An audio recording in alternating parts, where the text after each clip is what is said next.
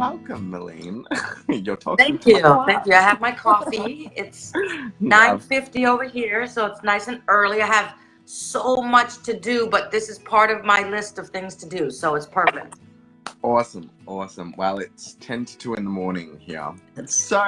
So let's talk about the white card. So in The Perks of an Adoptee, you talk about white privilege, and it came up in class the other day. Our teacher was talking about it, and she didn't go into the term of white privilege. And when I thought of white privilege, I thought of your book, The Perks of Being an Adoptee, and you talk about the white privilege, and you call it a white card. So can you explain that Right. term? Okay, so I call white privilege a white card. Obviously, white privilege can span so many different generations and different groups of people, but for the sake of being an adoptee and for the sake of this particular conversation, white privilege has been kind of condensed into a card that's given to people of color. And this actually extends to people of color who, for instance, are raised in white culture or surrounded by many people who are not people of color. So there are kids, for instance, who go to magnet schools. Magnet schools are like special schools for kids who have super good grades and are above the rest of the class. They often are sent to schools where, unfortunately, it's pretty much all white people, because oftentimes white can equate to, or does equate to, educated. White equates to suburbs. White equates to basically a higher education, places like Olive Garden, places where there's more money to be spent are usually targeted at people who are not people of color. So when I say white card, I'm meaning a card that allows someone to do something because they have this particular card, or because they're surrounded by particular people. Now, those who are white do not have a white card because they So are it's not already an actual born card. white. Just to explain, yeah, it's not an actual card, but it's a what's that word? A theoretical term. Theoretical, yes. Yeah. It's very theoretical. Yeah, it's not an actual physical card. In the book, I do a pretty good job, I think, at almost making it seem like it's a card, because I compare it to the Visa card, the American Express card. I compare it to different cards that are used for transactions. For adoptees, the white card is often used as a transaction. And white privilege is such a complicated concept because those who are born white don't choose to be born white. However, the system, the world, culture, basically all around the world from Columbus Day, people who are white have been given a certain privilege. They're assumed safe. They're assumed to be kind. They're assumed to be rich. They're assumed actually to be nice. When we drive down a neighborhood that is not as quote unquote safe, and we see someone who's a person of color, I can guarantee that 90% of people lock their doors. Now, if we drive down that same neighborhood, but we see a white person walking around, the assumption is they're not going to hurt us. So it's kind of a sad thing. It's the way the media portrays us. It's the way society thinks of us. It's the way history has forever told our stories. And people of color are now deciding that, no, we're not going to let the white culture tell our stories. Oftentimes in history books, you'll see that the norm is white.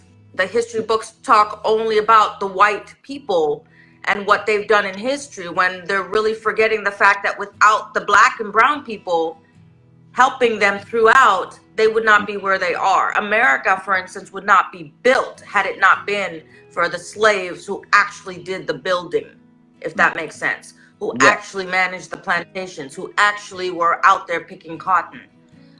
So white privilege is something that white people need to recognize. It's not something to say that, oh, you have white privilege, so you're a bad person. Oh, you have white privilege, so you're racist. But one of the things that's super important is that if you are white and you recognize that privilege, you need to find a way to use your privilege to help those who don't have the same privilege. There are so many kinds of privileges, so many. But we're only talking about white privilege right now. So we're not talking about economic privilege, because I have economic privilege over other people of color. We're not talking about academic privilege. Yeah. Go Can ahead. you just explain privilege? Because I personally economic privilege is just economic privilege is just the fact that I don't have to worry necessarily about my next meal. I don't have to worry about going shopping and splurging. There are things that I don't have to worry about that other people of color do have to worry about. And that is due to, here's another thing, academic and educational privilege. Because of my academic and educational privilege, I am not worried about my economic privilege. So everything kind of ties in. However, I can be the richest person in the world, walk into a store and still be gawked at and still be followed because of the color of my skin. This is where white privilege comes in, where a white person, unless they've been problematic in the past, they will not be looked at twice. They walk in, they're considered normal, they're considered all set. It's assumed that they're going to be able to pay for whatever they're buying. People of color, not so much. Perfect example, I went to the gas station 3 years ago, and I had forgotten my zip code. And but they asked for my zip code when I went to purchase gas with my card. And they flagged me and forced me to do a prepay because I didn't remember my zip code. I had just moved to another area, that particular area, so I didn't know the new zip code. But they flagged me. So I did a little experiment, and I had my wife, who is white, do the same exact thing and forget the zip code on purpose the very next day. And they gave her 6 chances. They gave me 0 chances. So they can see you on the camera, and they assume that I'm stealing the card. So they make me go in, show my ID, and prepay. I called them out on it, and their reasoning was, oh, we just wanted to see your pretty face. And I told them, bullshit. That's not true at all. That's racism. And I walked out. So little things like that, those are what we call microaggressions. Microaggressions are, for instance, you hearing my voice, but not seeing my face and assuming I'm white because I speak like you, if that makes sense. And I'm talking more American. That's a microaggression. Microaggressions are small aggressions that happen because they assume that based on your skin color, you're supposed to sound a certain way because Hollywood has told you that black people sound ghetto. That's what microaggressions are, which add up to lack of white privilege, which add up to the white card not being yours, and which adds up to essentially racism. Well, it's funny. It's funny you mentioned that because the first time I spoke to you, you had a different profile picture up, and I actually didn't realize you were of color. And when I saw you on video, I'm like, whoa, because it was. I assumed that you were white because you sounded right. You know, you said white. And the funny thing was, you and I tick all the boxes because we're both part of the LGBT community. We both are adoptees. We're both coloured, and we you know, there's just so many things that we tick that people sort of look at us and judge us for, and you know, and it's funny because when you were saying about the gas station thing, when you got flagged, I got flagged 3 weeks ago at the bank because I got a new card, and I was waiting for a new card, and I had to go into the bank to get my money out, and the people in the bank flagged me, even though I had all the correct IDs, and they flagged me because they thought I was stealing an identity, even though everything was all messed up. Like, it's fucking ridiculous. Like, it really is. And I think... Yeah, and I think that's interesting because it's very common for Hollywood to portray people of color as poor, stupid, ignorant, and this is the kicker, funny. Because of the way they portray us, they assume that by hanging out with me, I'm going to be absolutely hilarious. I am absolutely hilarious, by the way. But but the type of hilarious is more of a making fun of. In Hollywood, they make fun of people of color. Yeah. Within the scenery too. I work at a boarding school, and I work with a lot of Asian kids, and all they see of black people in their culture is speaking ghetto and having a certain walk and having a certain talk and being maids. So when they came to live here on my floor and I told them what to do, it was so hard for them to listen. It was so hard for them to respect it. It took a little bit of time. Now I can make them wash dishes if I want. We have a relationship. But it's sad that a white person can tell them to do something and they immediately listen, whereas a person of color asks them to do something and they don't. They look at me like, you're telling me what to do? I had one girl, 15 years old. I'm 40. 15 years old. Tell me to pick up trash from her room.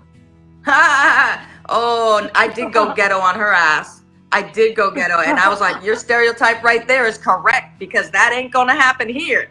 I went crazy. And then I reported her. And here's the thing. It's not her fault. For a lot of white people as well, it's not your fault that you were born white. Actually, for all white people. But it is your fault if you choose not to recognize the privilege you have as a white person. I've heard plenty of people say, there's no such thing as white privilege. Let's try walking into a store and see who gets flagged. Because the assumption is that me as a person of color can't pay, is not educated, and the list goes on and on. But her as a white person, she may not, let's say she doesn't even have a degree. But the assumption is she has a master's, she can pay for her food, she's not going to steal, and the list goes on. So that's what white privilege is. White privilege is the automatic acquiring, non-deserved acquiring of privileges for life.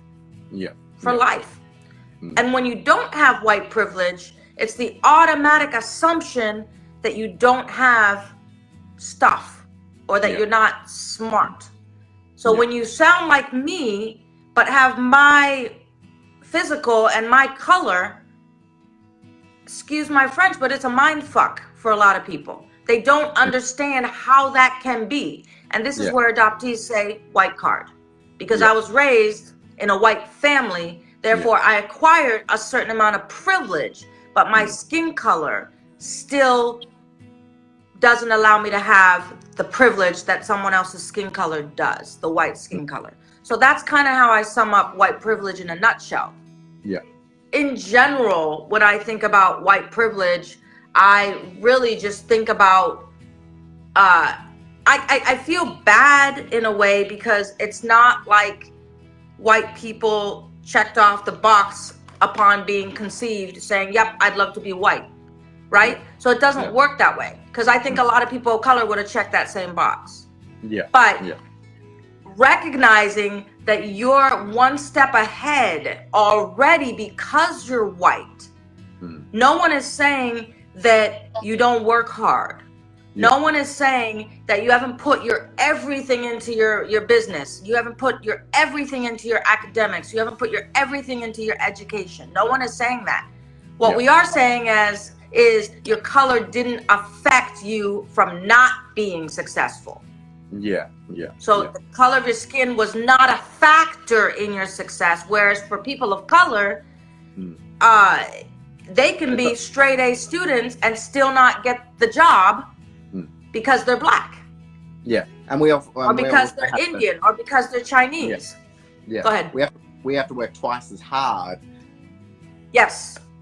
Because of that. And going back to what you were saying before about, white people just didn't wait, they didn't want to, they didn't ask to be white. I mean, they didn't ask to be born white. But same with black people, we didn't ask to be born brown either. So we weren't, there's no one gets a choice in that matter. So it's right. But it's recognizing it. And it's funny how when black people recognize they don't have white privilege, all of a sudden we're the racists. But when white people choose to not recognize the privilege, they're the heroes. I've had white people tell me that I'm racist. And here's the thing. I can't be racist. Prejudice? Oh shit, I can be super prejudiced. Racist? No. Because racism is privilege plus power. Now, the privilege I have, the power I do not. The power is the system that was built from the top. I can't round a bunch of little black people and say, we're going to overthrow this government. Not going to happen. Now, white people can choose a group of people and say, look at what these black people are doing to me. And then there's a problem because the system was built not for people of color. When you cut yourself, Vin, and you get a Band-Aid, what color is that Band-Aid? White. Deodorant that says dries on clear. Does it dry on clear for you? No.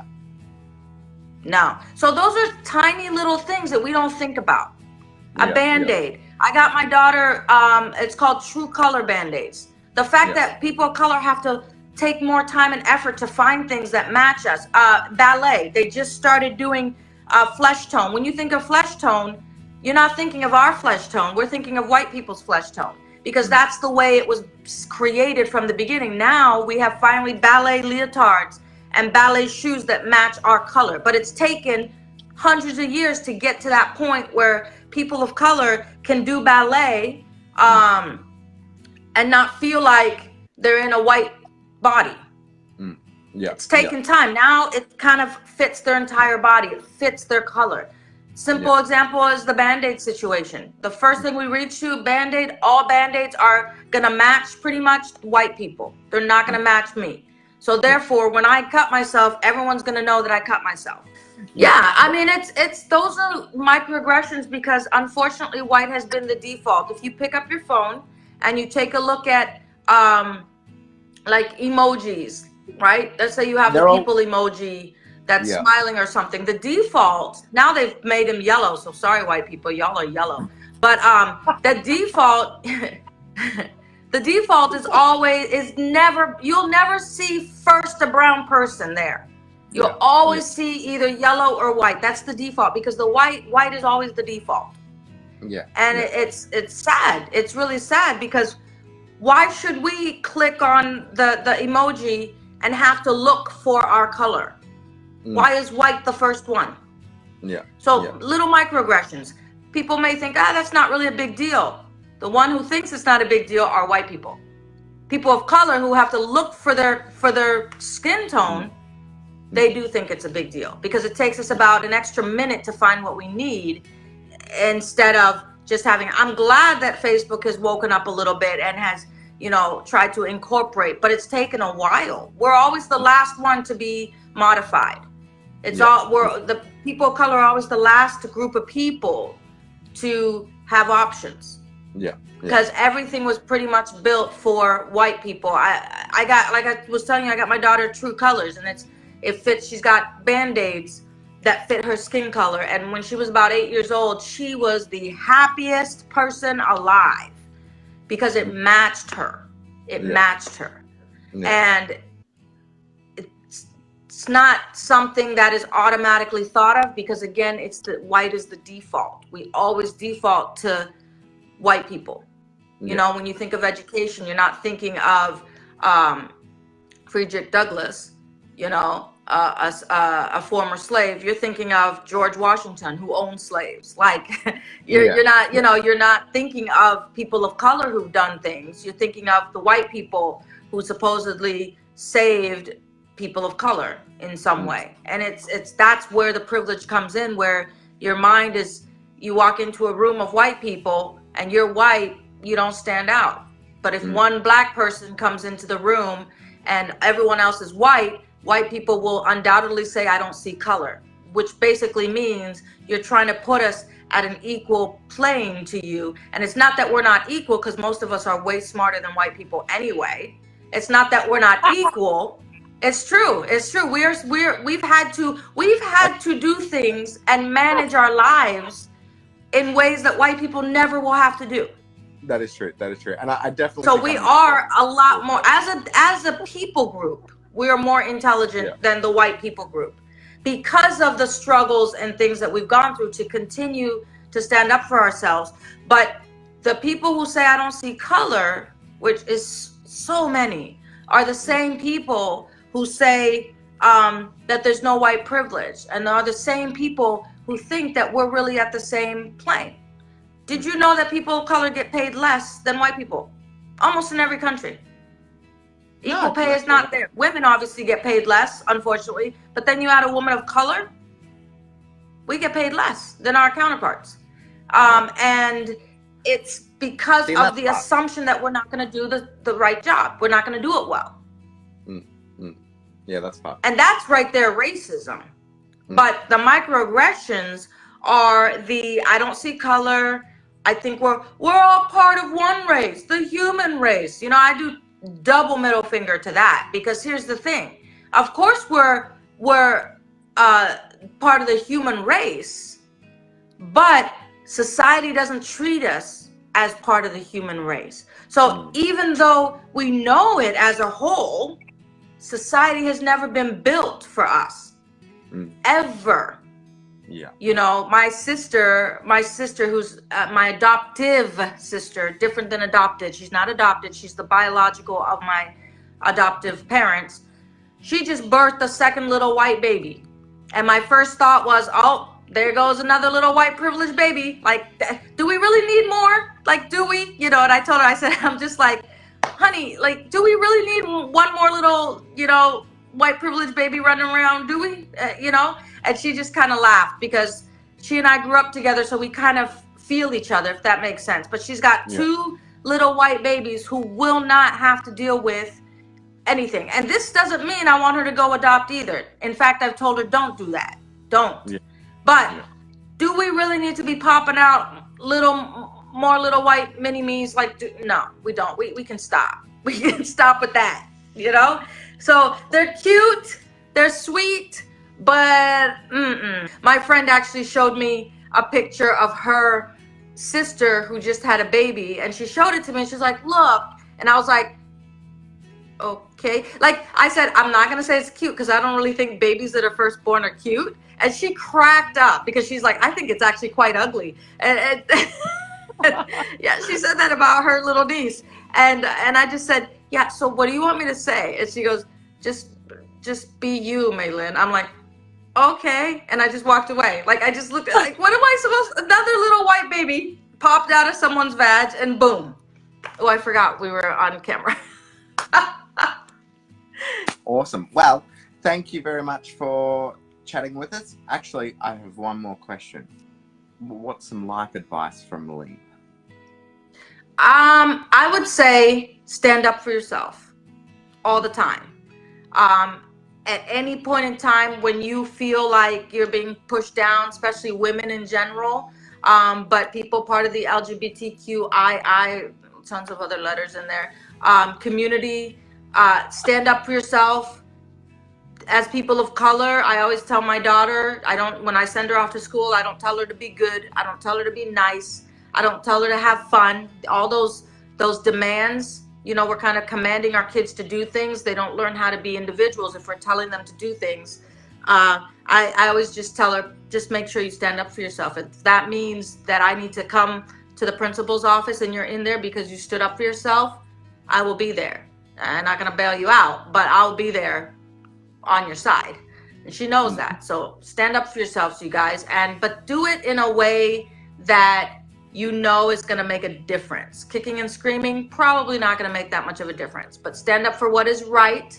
Stand up for yourself as people, and stand up for other people as well. Don't worry about the consequences so much when you can make a difference in someone's life.